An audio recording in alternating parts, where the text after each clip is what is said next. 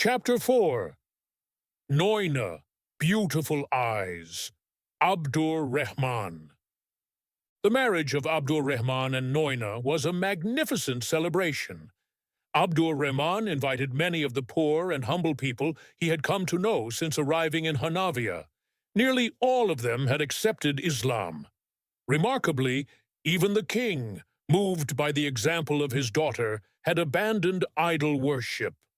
At her urging, he took the Shahada alongside her before the wedding, proclaiming the oneness of Allah in front of the guests. Voices rang through the air. Allahu Akbar! Allahu Akbar! Allahu Akbar! The people rejoiced in a celebration not just of marriage, but of newfound faith. After the ceremony, Noina smiled and gently took Abdur Rahman's hand, leading him into a quiet chamber. "I have a secret to share," she said. She began recounting a dream from her childhood. In it, a storyteller had been narrating the tale of Prophet Yusuf, peace be upon him. Though his face remained hidden, the story had touched her heart so deeply that from that day onward she had never bowed to her father's idols. Instead, she had waited year after year, hoping that one day her dream storyteller would come, rescue her, and guide her to the religion of Yusuf, peace be upon him. Then, with lowered eyes, she admitted, she had switched all the lots inside the belly of the idol to bear Abdur Rahman's name. She asked for his forgiveness if she had done wrong. "Now that my dream has come true," she said, "I want to fully practice the true religion you teach. This palace and its riches mean nothing to me. I am ready to live without them." Abdur Rahman stood in awe, marveling at how Allah had brought their lives together in such a beautiful and destined way. He began teaching her the stories of the prophets and the Sunnah of the Prophet Muhammad, peace be upon him. One day, Noina asked a thoughtful question. "You tell such inspiring stories of prophets, but they are all men. Are there stories about great women in Islam too?" Abdur Rahman nodded. "Invite your friends. I'll tell you about one of the greatest women in history, Khadija." Nearly every woman in the town came to hear his story. Khadija bint Khuwaylid, Abdur Rahman began, was the daughter of Khuwaylid ibn Asad, a noble from the tribe of Quraysh in Makkah. Her father was a merchant, and after 2 early widowhoods, she assumed control of her late husband's trading businesses.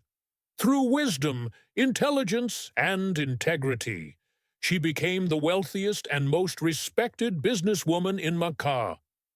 Her caravans, which traveled from Syria to Yemen, rivaled all others combined.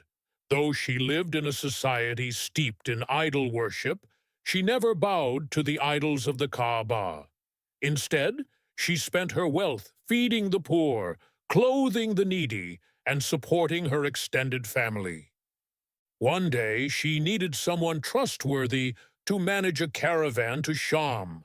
She hired a young man named Muhammad. With the consent of his uncle Abu Talib, Muhammad accepted. Accompanied by her loyal servant Misara, he led the caravan to success. When they returned, Misara sang praises of Muhammad's honesty and character. He was called Al-Amin, the trustworthy. Khadija was deeply impressed and, through her friend Nafisa, sent him a marriage proposal.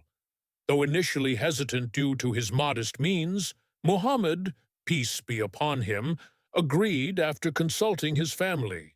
They were married, and their marriage would become one of the most legendary unions in human history. They had 6 children together, 4 daughters and 2 sons, though the boys sadly died in infancy. Years later, in the 15th year of their marriage, Muhammad, peace be upon him, received his first revelation from the angel Jibril in the cave of Hira. Terrified and shaken, he returned home questioning his sanity. It was Khadijah who wrapped him in a cloak and comforted him. Allah would never forsake you, she assured him. She was the first to believe in his prophethood, the first to embrace Islam, and the first to stand in prayer beside him. Abdur Rahman paused, his voice softening. Khadijah supported him through 12 difficult years, through mockery, abuse, exile, and deprivation. She gave her entire fortune to support the mission of Islam. During the harsh boycott in the valley of Abu Talib, she chose to suffer with him, even though she did not belong to his tribe. She ate what the others ate, grasses and leaves, and secretly distributed the food smuggled in for her to the weakest among them. Her body wasted away, but her spirit never did. In the end, she passed away from starvation, but never once wavered in her love or sacrifice. Her death was the greatest sorrow the prophet, peace be upon him, ever experienced. He never forgot her. He never stopped loving her. Tears welled in the eyes of the women. Noina wept quietly, overwhelmed by the beauty of the story. She cried until Abdur Rahman assured her, the Prophet, peace be upon him, loved her dearly, and Allah himself promised her a palace of pearls in paradise. Inspired beyond words, Noina made a silent vow in her heart. She would strive to be to Abdur Rahman what Khadijah was to the Prophet, peace be upon him, devoted, loving, faithful, and selfless. No longer would she see herself as a princess of the palace. Her purpose now was her family, her husband, and the path of Allah.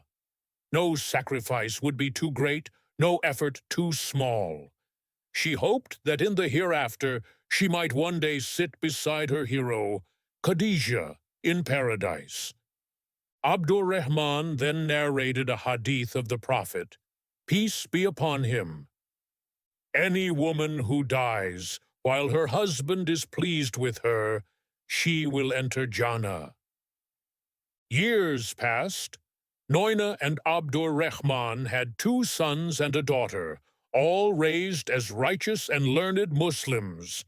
As time went on, Abdur Rahman decided to move to Medina to spend his final years near the beloved Prophet's, peace be upon him, mosque. Their eldest son, Abdul Latif Muhammad, remained in Hanafiya to care for the people. Their youngest, Abdur Rahim, was sent to Baghdad to study fiqh.